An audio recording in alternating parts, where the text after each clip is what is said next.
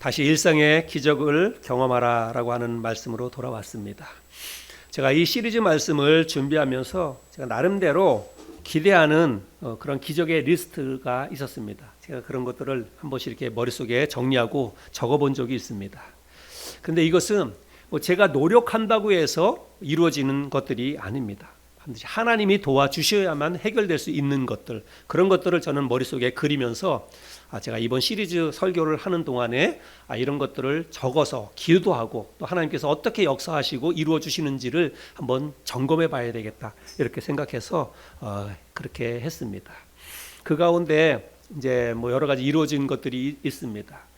우리 김경자 권사님이 주일날 교회 왔다가 넘어지셔서 고관절 뼈를 다쳤죠. 그래서 수술을 받았는데 그 전에도 이 고관절을 다쳐서 수술을 했던 부위입니다.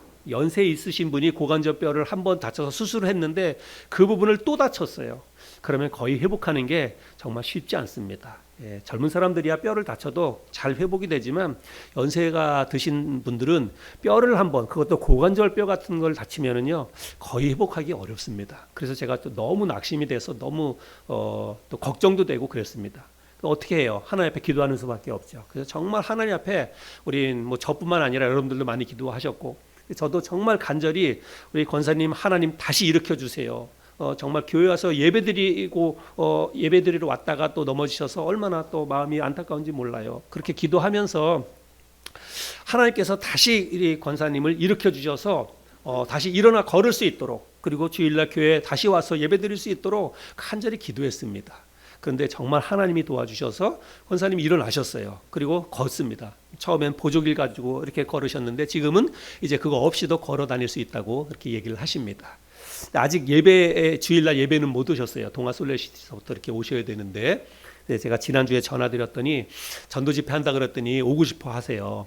그런데 아직까지는 앉아서 한 30-40분 이렇게 가만히 앉아 있는 게 너무 힘드시대요. 그래서 제가 무리하지 마시라고, 조금 더 회복하시고 다리에 힘도 더 생기고 그러면 오시라고 이렇게 얘기를 했습니다.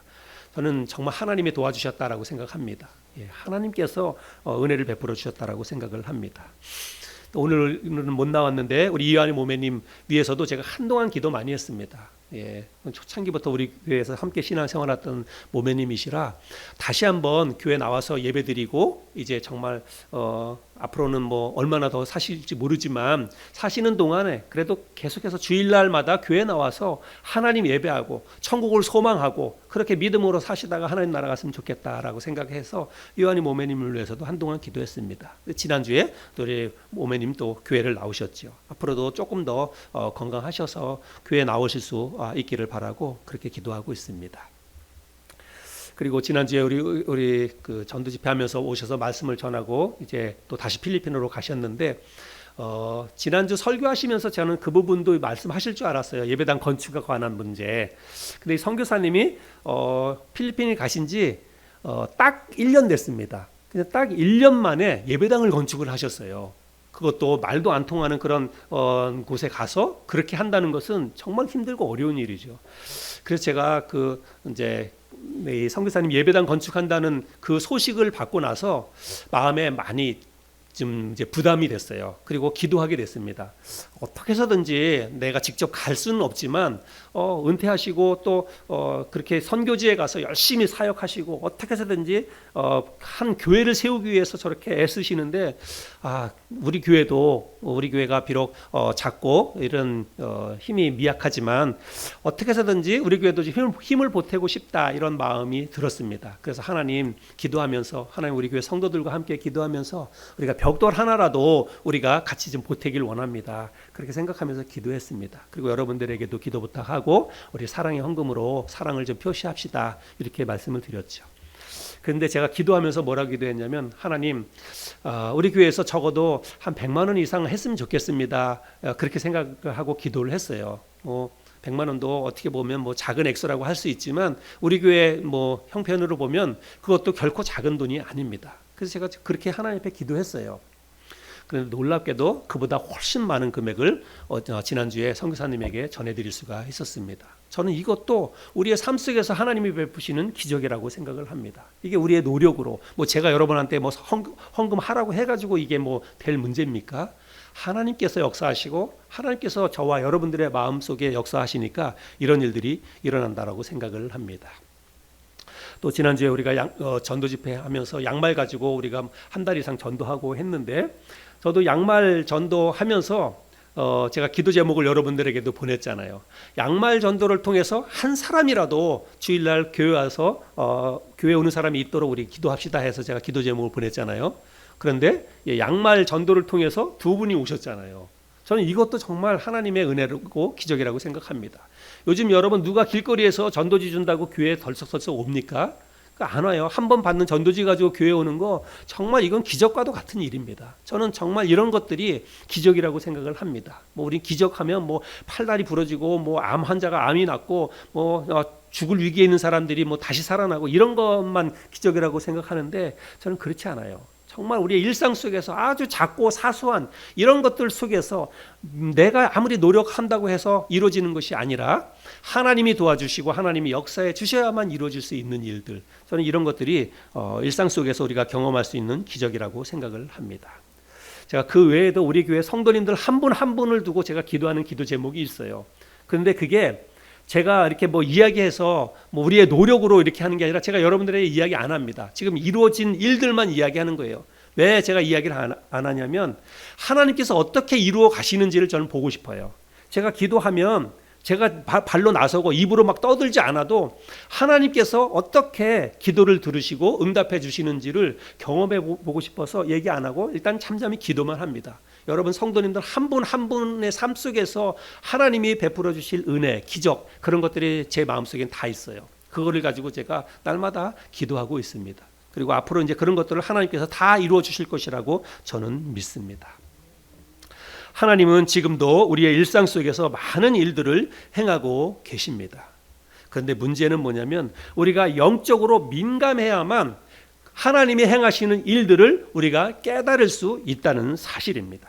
영적으로 깨어있지 않으면 하나님이 행하시는 많은 일들을 우리가 그냥 모르고 지나칩니다. 혹은 그냥 뭐 별로 운이 좋아서 어떤 생긴 일 정도로만 생각하고 그냥 넘어간다는 거예요. 근데 여러분 우리가 신앙생활 하면서 우리가 이렇게 신앙생활 하면요, 신앙생활에 재미가 없어요. 그리고 신앙생활이 별로 의미가 없습니다. 내 삶 속에서 하나님하고 나하고 아무 상관도 없는 것 같은 그런 신앙생활을 하는 거예요. 그런데 내가 영적으로 민감하게 깨어서 어떤 작고 사소한 것도 그걸 작고 사소한 것으로 여기지 않고 하나님의 은혜를, 그것을 가지고 하나님의 은혜를 구하고 그러다 보면 그것을 이루어 주시는 하나님이 이제 느껴지는 것입니다. 일상 속에서 하나님이 내 기도를 어떻게 듣고 역사해 주시는지를 우리가 하나씩 하나씩 경험하는 거예요. 그러면 여러분 신앙생활이 재미있습니다. 기도 응답에 대한 이런 것들이 하나씩 하나씩 체크가 되면서 신앙생활이 너무너무 의미가 있고 또 재미가 있게 된다라고 생각이 됩니다. 그래서 여러분도 작고 사소한 일이라 하더라도 여러분 마음에 소원이 있다면 여러분 그거 한번 하나님 앞에 기도하시기 바랍니다. 그리고 한번 적어보세요. 적고 이루어질 때까지 하나님이 어떻게 이루어 주시는지를, 그리고 이루어진 것들을 한 번씩 체크해보고, 여러분 이렇게 하면서 우리의 믿음이 자라가는 거예요.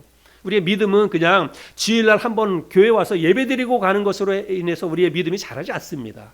여러분 교회 문 들랑달랑 그렇게 수십 번 들랑달랑 하더라도, 평생을 들랑달랑 하더라도요, 믿음이 늘 그 자리에 머물러 있는 사람들이 있어요. 왜 그러냐면 일상 속에서 우리가 하나님께서 우리의 삶 가운데 어떻게 역사하시는지를 우리가 경험을 잘 못하기 때문에 그렇다라고 생각을 합니다. 작고 사소한 일이라 할지라도 여러분 그거 하나님 앞에 아뢰고 하나님이 도와주시도록, 하나님이 이루어주시도록 기도하고, 또 기도해서 응답이 되면 그것을 가지고 하나님 앞에 감사기도 하고, 여러분 그렇게 신앙생활을 해보세요. 그러면 진짜 하나님이 내 일상 속에서 하나님은 정말 살아계시는구나, 나와 함께 하시면서 내 기도를 들어주시는구나, 이런 것들을 우리가 경험할 수 있는 거예요. 그렇게 하면서 우리의 믿음이 자라간다라고 저는 생각을 합니다. 그리고 이렇게 우리가 작은 일들 속에서 하나님이 역사하시는 것들을 경험하다가 보면 여러분 우리가 믿음이 자라잖아요. 그러다 보면 어떻게 되냐면 더 큰 것을 기대하고 더 큰 것을 위해서도 하나님 앞에 담대하게 기도하게 되는 거예요. 그래서 나중에는 정말로 우리가 보통 우리 사람들이 이야기하는 기적, 정말 뭐 안진뱅이가 일어난다든지, 암 환자가 암이 떠나간다든지, 암이 치유된다든지, 여러분 그런 기적도 우리가 하나님 앞에 담대하게 믿음을 가지고 구할 수가 있는 거예요. 그리고 또 그런 것들을 우리가 체험할 수도 있다. 저는 그렇게 생각을 합니다. 오늘이 일상의 기적을 경험하라라고 하는 이 시리즈 설교 우리가 지난주에 쉬긴 했지만 6번째입니다. 그동안 여러분의 삶 속에서는 과연 어떤 변화가 있었는지 모르겠습니다. 그냥 설교 듣는 것으로만 그치지 말고 여러분도 구체적으로 여러분이 원하는 리스트, 하나님 앞에 기도해서 응답받고 싶은 그런 리스트, 내 삶 속에서 하나님이 이루어주실 기적의 리스트를 한번 적어보시기 바랍니다. 그리고 그것을 가지고 하나님 앞에 이루어질 때까지 한번 기도해 보세요. 하나님은요 반드시 여러분의 기도를 들어주시고 응답해 주시리라고 믿습니다. 오늘부터 제가 몇 차례에 걸쳐서 고난에 대해서 나누려고 합니다. 여러분 신앙생활에서 이 주제만큼 무거운 주제도 없습니다. 그런데 또 이 주제만큼 가장 현실적이고 또 가장 실제적인 주제도 또한 없습니다. 고난은 내용과 유형만 다를 뿐이지 모든 사람들이 겪는 보편 타당한 것이기 때문에 그렇습니다. 남녀노소 할 것 없이, 빈부격차 할 것 없이, 차별 없이, 선택의 여지도 없이 우리의 삶 가운데 부지불식간에 다가오는 것이 바로 고난입니다. 그래서 사실은 우리가 고난을 당할 때 왜 나만 이런 고난을 당하는지, 왜 하나님 나에게만 이런 고난을 주십니까? 이렇게 불평하고 원망하고 또 우리가 그런 것 때문에 마음에 쓴뿌리가 생길 수도 있고 그렇지만 여러분 그렇지 않아요. 나만 겪는 고난이라고 생각할 수 있지만 여러분 우리가 다른 사람들의 삶을 들어가 보지 않아서 그렇지 다른 사람들도 다 고난을 당하고 삽니다. 다 힘들고 어려운 일을 가지고 살아요. 인생이 그래요. 욥이 이야기한 것처럼 인생은 고난을 위하여 났다라고 말하는 것처럼 우리의 삶 속에서는 고난이 끊임없이 다가옵니다. 우리가 이 땅에 발을 붙이고 사는 날 동안은 아마 이런저런 고난이 계속해서 우리에게 다가올 것입니다. 그러니까 나에게 어떤 힘들고 어려운 일이 다가왔다고 해서 여러분 너무나 억울해할 필요 없습니다. 또 하나님 앞에 그 문제를 가지고 막 불평하거나 원망할 필요도 없어요. 다른 사람들도 다 그와 비슷한 고난들을 겪고 살아가고 있기 때문입니다.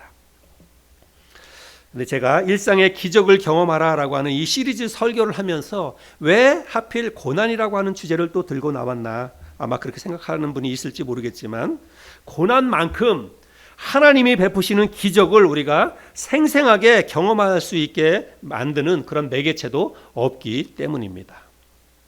다른 말로 하면 사람은 고난, 고통, 환난, 역경, 시련 이런 것을 통하지 않고는 좀처럼 우리가 하나님의 은혜를 구하지 않습니다. 힘들고 어려운 일이 생기지 않으면 우리가 하나님의 얼굴을 구하지 않는다는 말입니다. 하나님 앞에 간절히 기도하지 않는다는 그런 말입니다. 뭐 다른 사람 얘기할 거 없고 제가 그래요. 제가 그랬어요. 제가 제 자신을 돌아보니까 지금까지 제가 목회하면서 가장 간절한 마음으로 가장 절박한 심정으로 하나님 앞에 기도했던 때가 언젠가 돌이켜보니까 제 목회 인생에서 가장 힘들고 어려웠던 때예요. 우리 모두가 다 알겠지만 2019년도 우리가 교회적으로 힘들고 어려운 일을 겪었습니다. 주 안에 사랑하는 집사님 가정 몇 가정이 교회를 떠나는 아픔을 겪었습니다. 제가 그 아픔을 겪으면서 정말 가슴이 막 미어진다, 막 가슴이 조여온다 이런 거를 제가 정말 뭐 보기 드물게 그런 경험을 했습니다. 새벽마다 혼자 이 예배당에 와가지고 기도할 때마다 너무 견딜 수가 없었어요. 가슴이 너무나 아프고 눈물이 얼마나 나는지 정말 너무너무 힘든 시간들을 제가 몇 달을 그렇게 시간을 보냈습니다. 제 살아오는 인생 속에서 가장 힘든 시간을 제가 그때 겪었다고 생각합니다. 그런데 돌이켜보면 그때만큼 제가 간절한 마음으로 또 절박한 심정으로 하나님 앞에 기도했던 때가 또 없었던 것 같아요. 그리고 나서 제가 올해 들어와서 또다시 하나님 앞에 이런 간절한 마음, 절박한 마음이 들었고 또 그렇게 지금도 기도하고 있습니다. 코로나를 지나면서 코로나 때에는 잘 몰랐지요. 근데 코로나 끝나고 나서 이제 일상을 우리가 다 회복을 하고 교회도 이제 정상적인 궤도로 돌아왔습니다. 근데 이렇게 정상적인 궤도로 돌아오고 나서 보니까 교회적으로 지금 우리 교회가 위기다 이런 생각이 들었습니다. 제 개인적으로 제 마음속에 그런 마음이 들었어요. 그래서 다시 한번 또 하나님 앞에 절박한 마음으로 기도하지 않을 수가 없었습니다. 요즘도 그런 마음으로 하나님 앞에 간절한 마음으로 기도를 하고 있습니다. 제가 말씀드리고 싶은 이유는 그 내용은 뭐냐면, 우리가 우리의 삶 가운데 고난이 없을 때에는요, 하나님을 그렇게 간절한 마음으로 찾지 않는다는 것입니다. 삶 가운데 고난과 역경과 어려움이 오면 그때 비로소 하나님 앞에 간절한 마음으로, 절박한 마음으로 나와서 눈물로 무릎 꿇고 기도하는 게 우리라고 생각이 됩니다. 여러분은 어떻습니까? 요즘 여러분 하나님 앞에 간절한 마음으로 기도하고 있습니까? 여러분의 삶 가운데 있는 어떤 문제를 가지고 정말 절박한 마음으로 하나님을 찾고 있는지 모르겠습니다. 만약에 그렇지 않다면 아직까지 여러분은 그냥 살만해서 그런 거예요. 아직까지 내 힘으로 뭔가 좀 해볼만하다, 살만하다, 그렇게 여기기 때문에 그렇게 하나님을 찾지 않는다라고 생각이 됩니다. 그러나 혹시 여러분 가운데 어떤 문제로 인해서 지금 걱정이 돼서 입맛도 없고 밤에 잠도 잘 못 자고 만약에 그렇다고 한다면, 여러분 그것은 내 삶 가운데 지금 고난이 찾아온 것인데, 고난이 찾아온 그것을 여러분 다른 각도로 한번 생각해 보시길 바랍니다. 여러분 정말 힘들고 어려운 일이 생겨서 그것 때문에 정말 뭐 먹어도 입맛이 없고 그리고 밤에 잠도 잘 못 자고 그런다고 한다면, 여러분 지금 하나님이 여러분을 부르고 있다.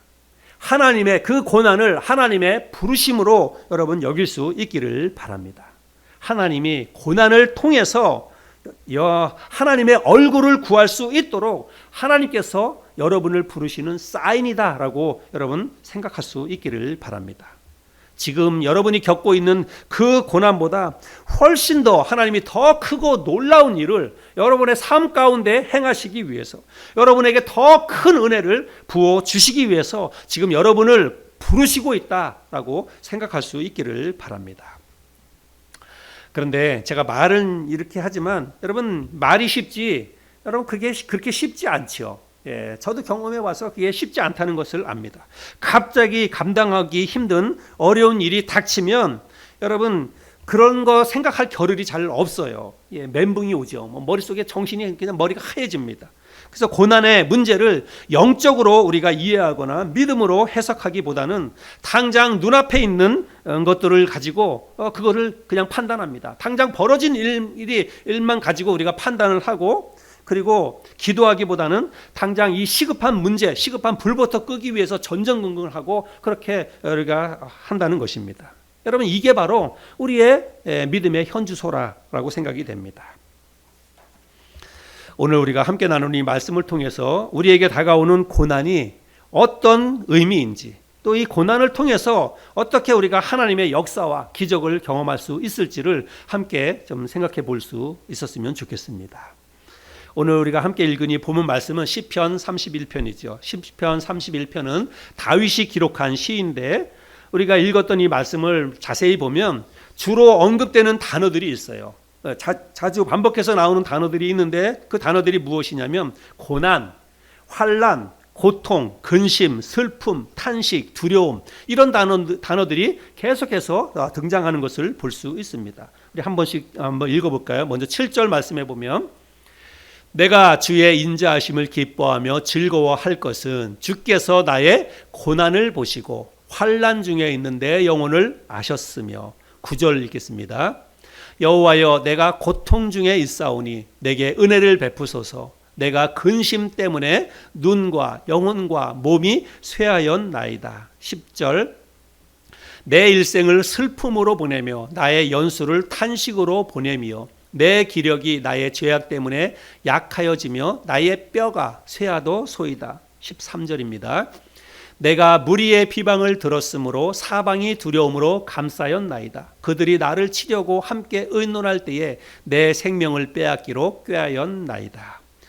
여러분 여기 다윗이 고백하는 이 말씀 속에 여러 가지 고난에 대한 단어들이 등장하는 것을 볼 수 있습니다. 다윗이 지금 얼마나 큰 고통 속에 있는지를 우리가 짐작해 볼 수 있습니다.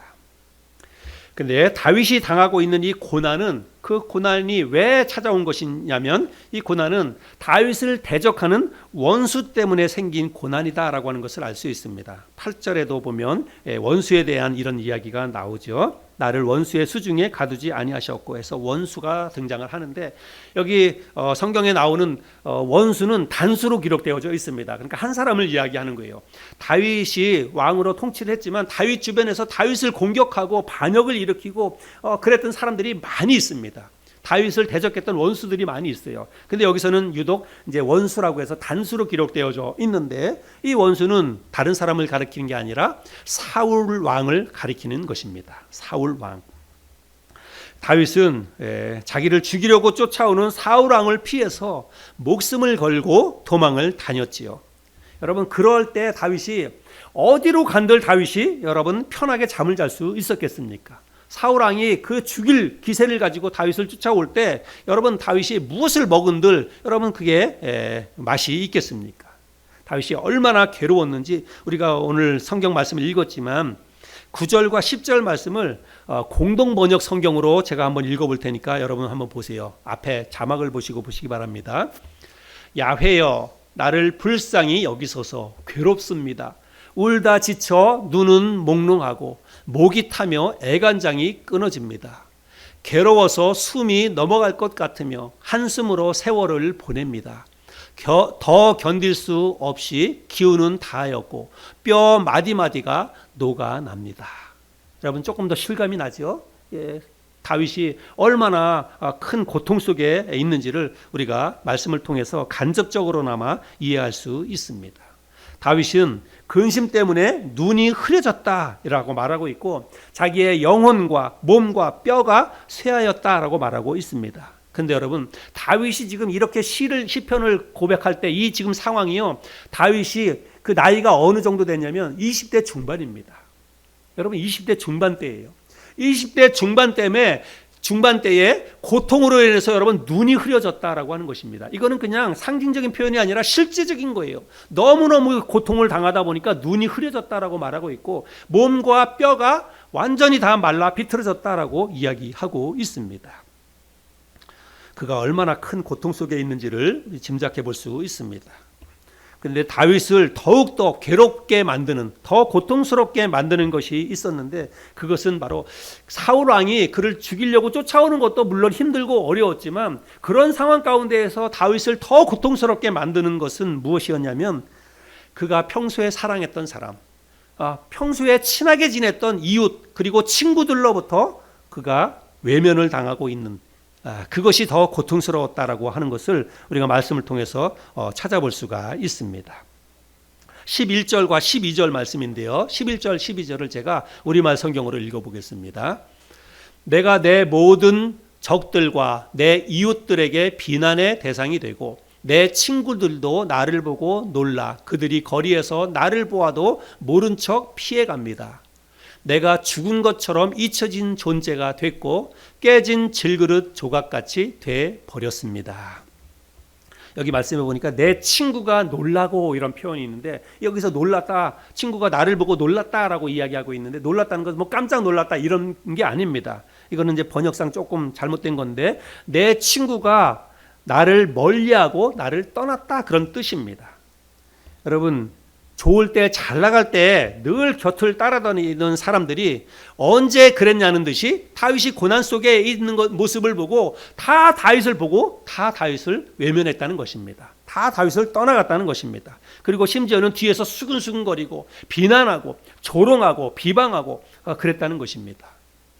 여러분 우리 사람은 인정받기를 좋아하는 동물입니다. 인정받고 그리고 존중받고 그리고 사랑받고 여러분 이런 그런 것을 먹고 사는 게 우리 사람들입니다.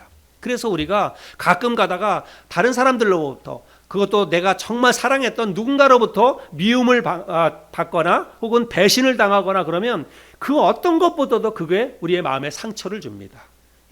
다른 내가 정말 아끼고 사랑하는 사람들로부터 우리가 외면을 당하거나 혹은 거절을 당하거나 그런 일을 겪을 때 우리가 너무너무 견디기 힘든 고통을 당한다라고 하는 것입니다.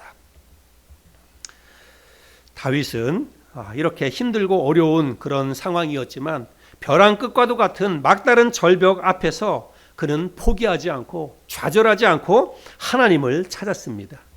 인간적인 모든 희망과 기대가 사라진 그 순간에 좌절하지 않고 포기하지 않고 하나님을 향해서 그가 눈을 들었다는 사실입니다. 그리고 하나님 앞에 그가 간절히 기도합니다.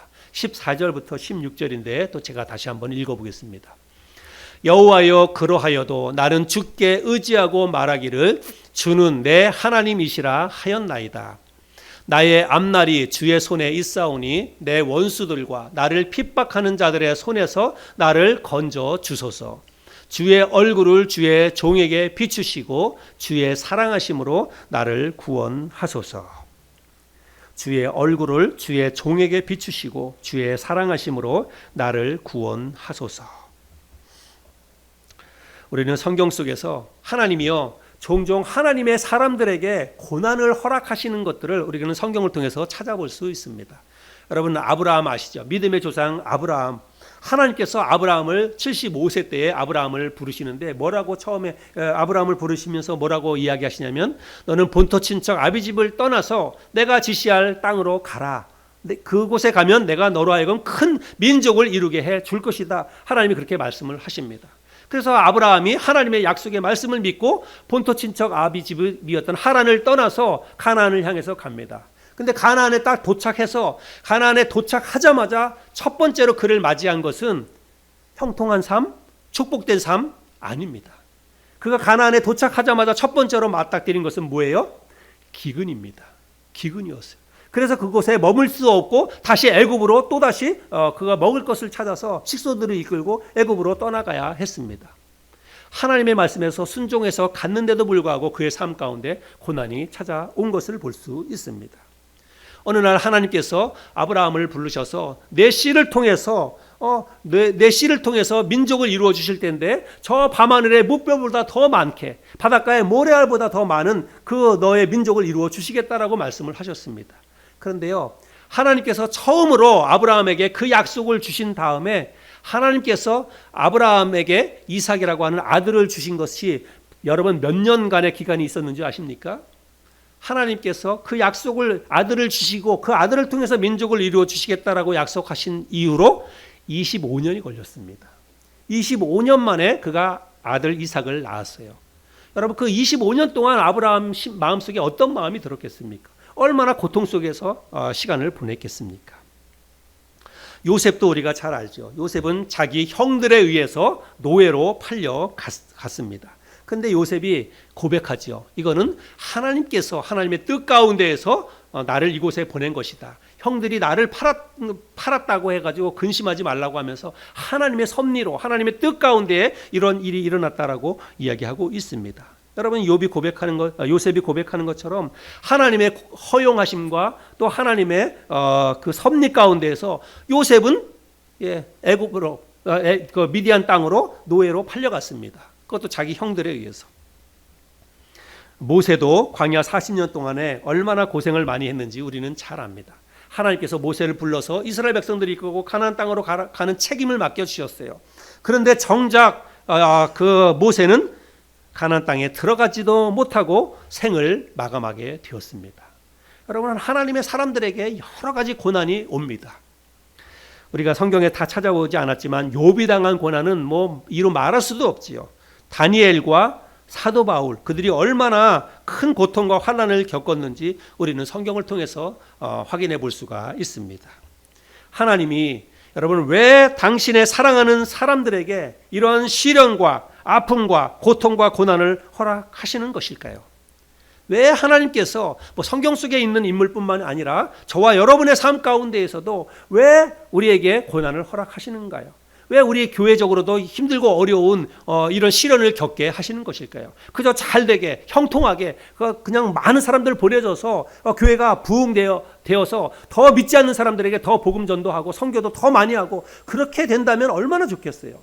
그런데 하나님은 때로는 그런 방법이 아니라 다른 방법으로 하나님의 일을 이루어 가시는 것을 보게 됩니다. 그런데 우리는 그게 잘 이해가 안 되죠. 왜 하나님께서 형통함이 아닌 고난을 통해서 당신의 일을 이루어 가실까? 때로는 이해가 안 됩니다. 그런데 결론적으로 오늘 본문 말씀에서 다윗이 그렇게 했던 것처럼 하나님의 얼굴을 구하게 하기 위해서 하나님께서 때로는 고난이라고 하는 것을 통해서 우리로 하여금 당신을 주목하도록 만드신다는 사실입니다. 시련과 고난을 통해서 하나님을 찾고 다시 하나님 앞으로 나오게 하기 위해서 하나님께서 고난이라고 하는 매개체를 통해서 우리를 부르신다는 사실을 우리는 기억할 필요가 있습니다. 제가 이렇게 이야기하면 아마 이렇게 반문하는 분이 있을지 모릅니다.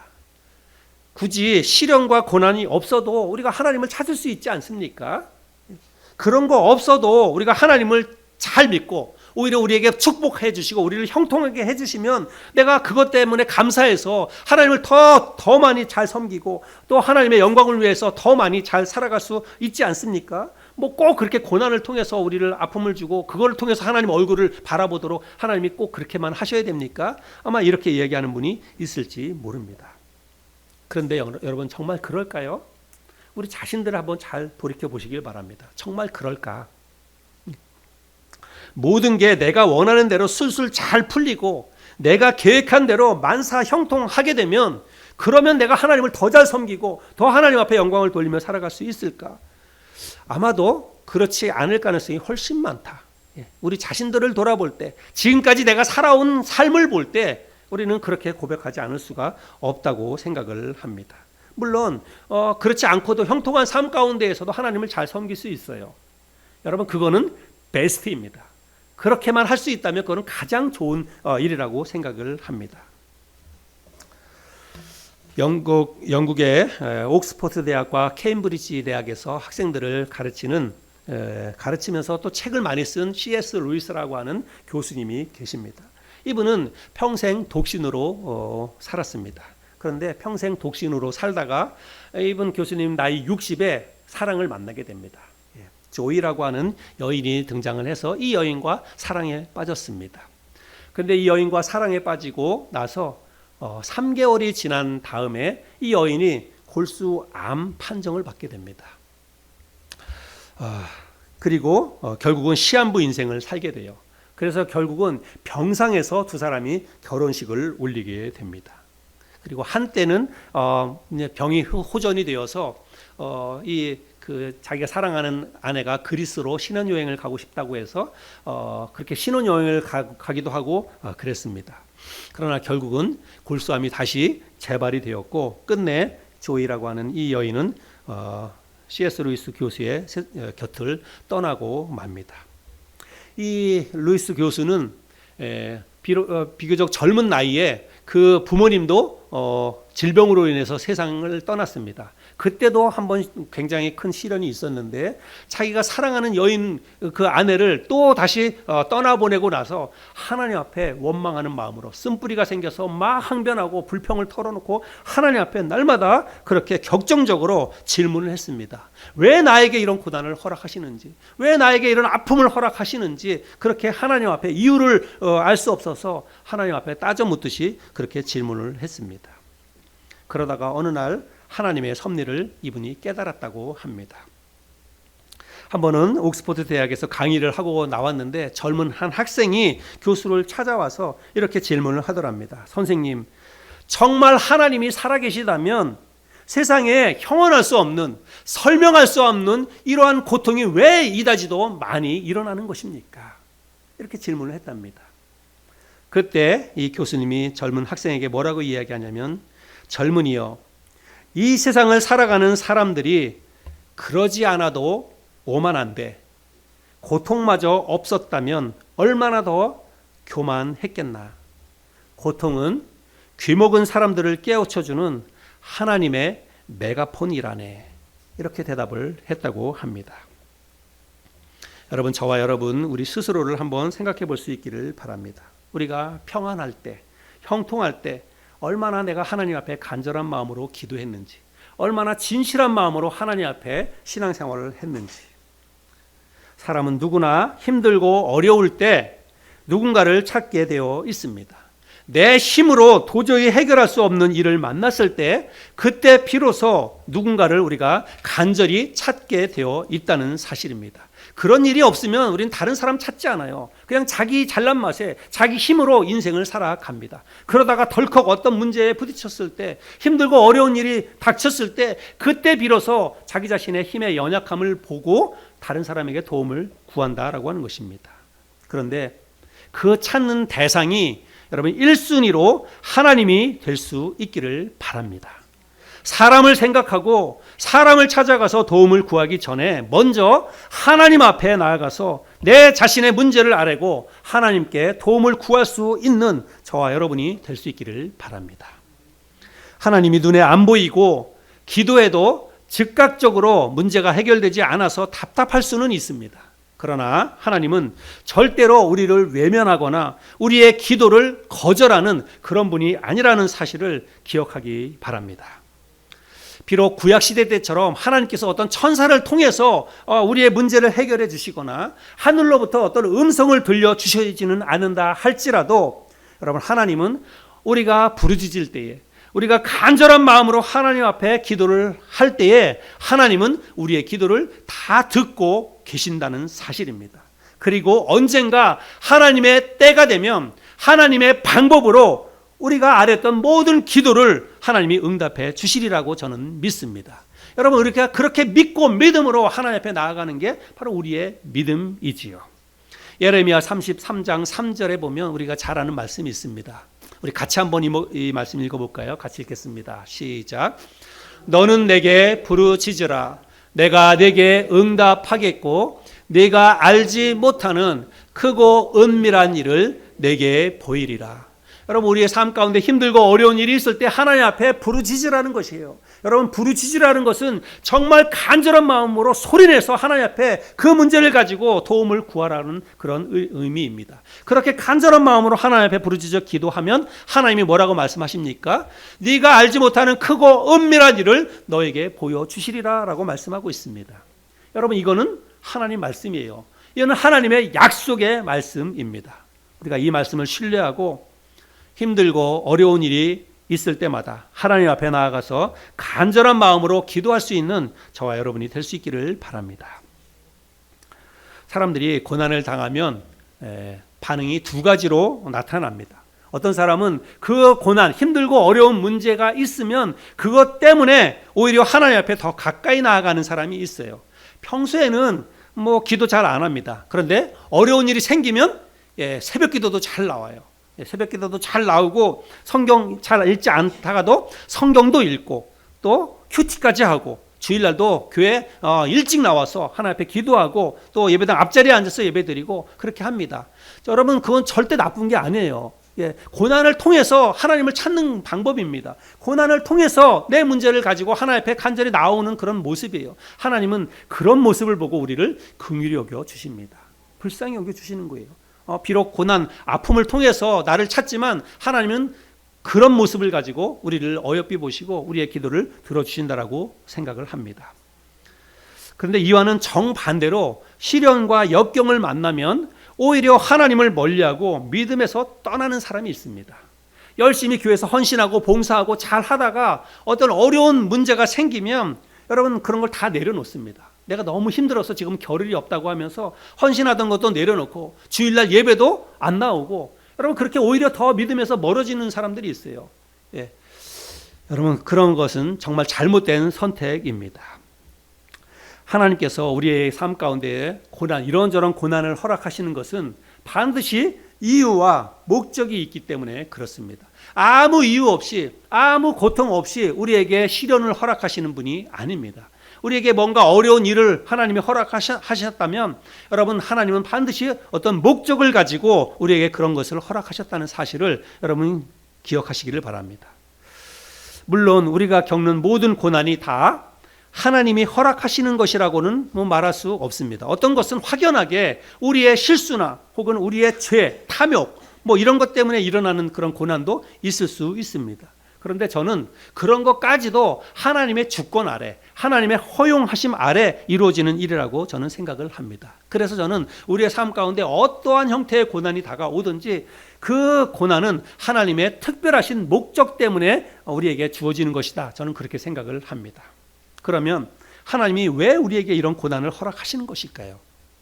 고난이 생기는 이유는 뭐 각자 상황에 따라서 형편에 따라서 다양하지만 각 사람에게 고난을 허락하시는 하나님의 목적은 단 하나밖에 없습니다. 그것은 뭐냐면 바로 우리의 유익을 위해서입니다. 고난은 비록 힘들고 어려운 것이지만 하나님이 우리에게 그것을 허락하시는 목적은 뭐냐면 우리에게 더 큰 것, 더 좋은 것을 주기 위해서, 우리에게 유익을 주기 위해서 이런 고난을 허락하신다는 사실이에요. 그래서 여러분 시편 119편 71절에 시편 기자가 고난당한 것이 내게 유익이다 이렇게 고백하는 거 아니겠습니까? 여러분 고난이 우리 그리스도인들에게는 유익이 될 수 있습니다. 이거를 내가 어떻게 받아들이고 고난을 어떻게 내가 받아들이고 그것을 가지고 문제를 풀어가느냐에 따라서 달라지기는 하겠지만 어찌됐든지 간에 고난은 하나님께서 우리에게 유익을 주기 위해서 주시는 것이다 라고 하는 것을 기억하고, 그렇다면 고난이 나의 삶 가운데서 실제로 유익이 되기 위해서는 우리가 어떻게 해야 되는가, 그게 중요하지요. 고난이 우리의 삶 가운데 유익이 되기 위해서는 여러분 고난을 통해서 우리가 하나님의 음성을 들을 수 있어야 한다는 사실이에요. 고난을 통해서 그 문제에만 빠져가지고 신세한탄하거나 누구를 원망하거나 여러분 그러면 하나님의 음성이 들리지 않아요. 아까 제가 말씀드렸지 않습니까? 고난은 우리를 부르시는 하나님의 부르심이요 하나님의 메가폰이다 라고 하는 거예요. 고난을 통해서 얘야 이제부터는 나를 좀 봐라. 너무 힘들지? 내가 도와줄게. 아빠 여기 있어. 아빠가 문제 해결해 줄게. 인생 네 마음대로 살지 말고 이제 나를 좀 바라볼래? 든든한 백이 옆에 있는데 네가 뭘 그렇게 고민하고 뭘 그렇게 고생하니? 하나님께서 우리에게 그렇게 말씀하시는 거예요. 그런데 하나님께서는 우리에게 수시로 그런 말씀을 하시지만 우리의 삶이 형통할 때는 세상 속에서 들리는 그 소리가 너무 크기 때문에 하나님의 음성이 안 들립니다. 그러나 고난 속에 들어오면 비로소 세상 속에 있는 소리보다 하나님의 음성이 더 크게 우리에게 들릴 수 있다는 거예요. 고난을 통해서 우리가 하나님 앞에 나올 때 그런 것들이 가능하게 된다는 것입니다. 고난을 통해서 내가 하나님 앞에 간절한 마음으로 나와서 부르짖으면 그때 비로소 하나님의 음성이요 메가폰으로 크게 내 마음속에 내 귀에 들리게 된다는 사실입니다. 그래서 고난은 우리를 당신 곁으로 부르시는 하나님의 메가폰이다. 저는 그렇게 생각을 합니다. 여러분의 삶 가운데 지금 힘들고 어려운 일이 있다면 여러분 그 힘들고 어려운 일들로 인해서 좌절하거나 낙심하거나 실망하는 것 이제 그만하시고 지금부터는 그 고난을 하나님께서 여러분을 부르시는 하나님의 부르심으로 하나님의 음성을 들려주시는 하나님의 메가폰으로 들을 수 있기를 바랍니다. 그럴 때 우리의 고난의 문제가 해결되고 그럴 때 고난이 우리에게 유익이 될 수 있습니다. 마지막으로 마태복음 11장 28절 말씀 우리가 함께 읽고 오늘 말씀을 마치도록 하겠습니다. 이 말씀이 바로 고난 속에 있는 저와 여러분 우리의 삶에 하나님께서 말씀하시는 하나님의 음성이라고 저는 생각합니다. 우리 같이 한번 읽겠습니다. 시작. 수고하고 무거운 짐진 자들아 다 내게로 오라. 내가 너희를 쉬게 하리라. 아멘. 기도하겠습니다.